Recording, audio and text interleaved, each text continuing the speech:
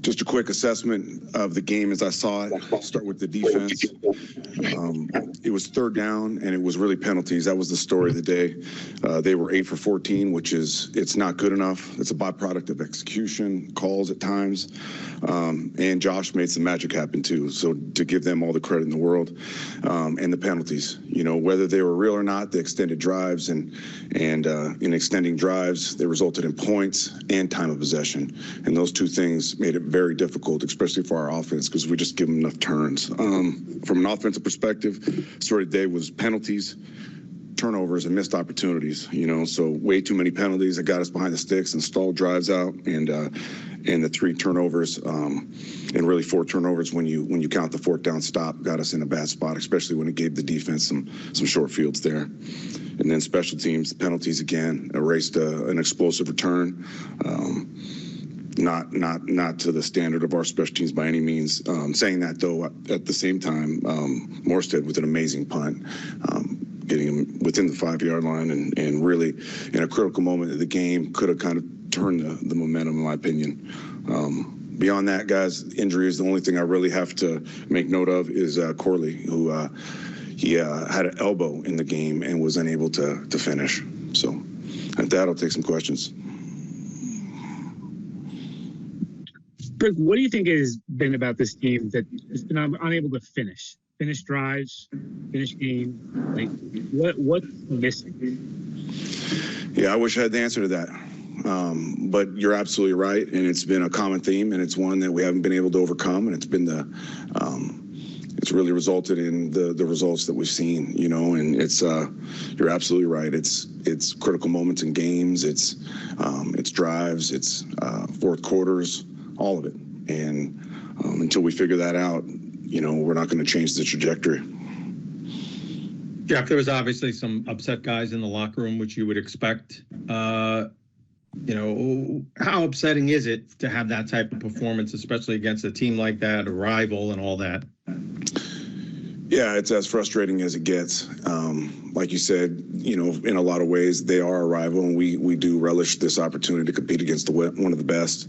And in the past, we've played them a whole lot better than this. And to go out there and have the results that we had it's maddening, it's frustrating, and it's there's definitely an element of some boiling over with some individuals. And not to say that it's right, but I do understand it.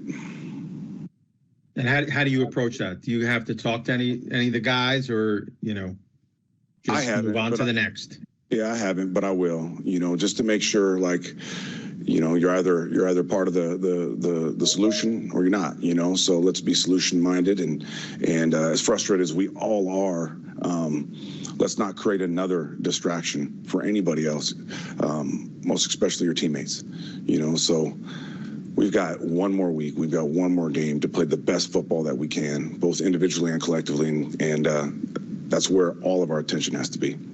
Jeff, you've you know, every week, as you just mentioned, it's been on to the next game, and you're moving ahead and not thinking about the big picture. You do have one game left Sunday, obviously. Because of that, and this is it. Is there a feeling about the end of all this settling in right now for you? Obviously, it's been a whirlwind few months for you. In all honesty, I'm not there at all. You know, this team, this coaching staff, they deserve everything that I got. You know, so the entirety of my focus is going to be on this game and finishing in the right way for these guys. Jeff, Sauce said after the game that he thought some guys might have checked out in the game yesterday. Did you feel that way?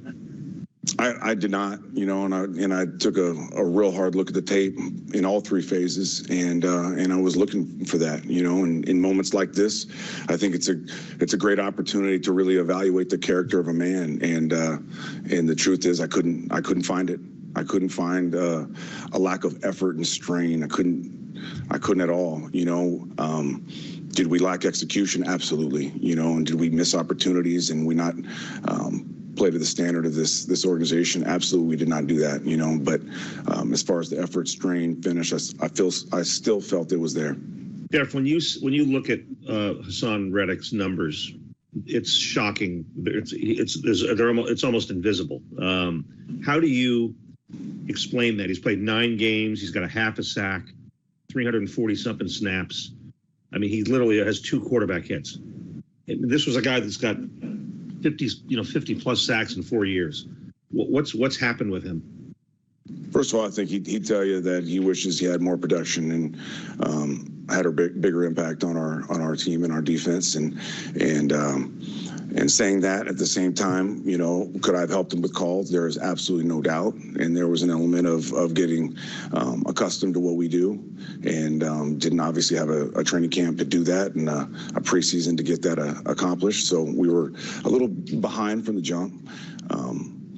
But the one thing that I can't say about Hassan with 100% certainty, and I feel just so honored to have coached him and been around him, is this guy is willing to do whatever it takes. He's one of the most unselfish players I've been around, and you just never know what you're going to get when you get guys of his caliber, and sometimes they can be selfish in some ways, and there's none of that to this man, and he's done a great job to really putting his arm around our younger guys too, and helping them with their progress and their development. So although the production's not there, Hassan has provided a ton for our team and our defense. Jeff, how would you what did, evaluate Aaron's performance yesterday after watching the film? I think that Aaron would tell you the same, that it wasn't to his standard and he didn't play the brand of football that he's capable of playing. But at the same time, it's never one man. It's a lot of guys took their turns on offense, and that's players and that's coaches included. So it's everybody collectively, myself starting with me. So not to anyone's standard. Jeff, what happened on the Michael Clemens unnecessary roughness penalty? Like, did he explain to you what he was trying to do there? Yeah, Mike has this just relentless mindset and all that he does, the way he works, the way he prepares, his process, the way he plays the game, the way he chases with just uncommon strain and finish. One of the best straining effort players I have ever been around in my life as a coach or a player.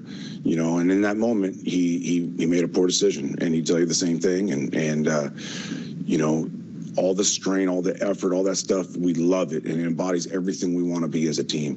But at the same time, having that self-control in those moments. We'll take a couple more, Coach. A couple more. Jeff, is the plan right now to stay as is all the way around? I know we've asked you in the past about going younger and even about Aaron and Tyrod. Is it the plan to just stick with everything? It is. Jeff, the Dolphins have something to play for Sunday. People are going to talk about you guys possibly playing spoiler. Is that something that is a motivator for teams at this time of year, or is that more of a media discussion? No, I think it's individual thing. I think some guys really get motivated by that sort of thing, whether it be the spoiler or whatever the case may be. And really, beyond I'm gonna say this a million times over, that we still have a ton to play for in regards to tape is who we are as coaches and players. And I've said it a million times. It's regardless of context, of the score, the record, any of that stuff. So we still got to demonstrate exactly who we are, not just to honor this team, this organization, these relationships that we've made here, but also to honor ourselves and give us our best opportunity to be successful going forward, because all this tape will be evaluated at the highest level too. So. Sorry, Brick, if you look strictly at numbers, Will McDonald's sack totals aren't going up, but he's been impacting quarterbacks. Yesterday drew a couple holding penalties, and he was going against a very good left tackle in Deion Dawkins. Can you talk about his growth here late in the season? Yeah, still absolutely affecting quarterbacks. I know the sack numbers haven't necessarily been what he's wanted, and that's not always indicative of a pass rusher. He has gotten the quarterback consistently off the spot. He's consistently going against the best tackle, the left tackle on the offense, and he's consistently winning. And that's all a byproduct of this process that, we spoke of before regarding him, especially this offseason. But throughout this season, I've really found him find a real defined process, which is always, that's a big transition from year 1 to 2, where you really become a pro and you understand exactly what it takes to be the best version of yourself. And I feel like he's getting so much closer to exactly what that looks like for him. And he's still, he's played well for sure, but there's still so much more in the tank for him, and just so excited for his future and what he'll become. Where has he gotten better specifically in terms of technique in the pass rush moves? Yeah, I think it's less moves with him because his movement is freaky, as we all know. His balance, his explosion, his speed, all of it, his ability to bend. He's got to continue to work on his power, and that'll come, because he's so dedicated now to the weight room and nutrition and all that it takes to become a more powerful player. So that's just a matter of time.